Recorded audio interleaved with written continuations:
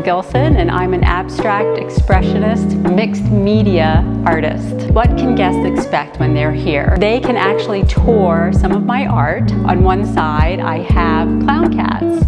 I affectionately call them clown cats. They are my journey through mental health, behavioral health. Other side of the gallery, they'll be able to see my abstract expressionist mixed media work. There are some paintings that we're going to work on together. So when guests walk in, I have 2 tables out, and I have some instructions and some of my materials and paper that they can work on. I believe that art heals individuals and heals communities. I like the idea of bringing art into a place where so much traffic is coming through. So I'm really excited to be in this space because we get a chance to talk to people from all walks of life who are experiencing all kinds of things. They can come in here, draw, relax, get it out of their system for a little while, and maybe feel a little bit better.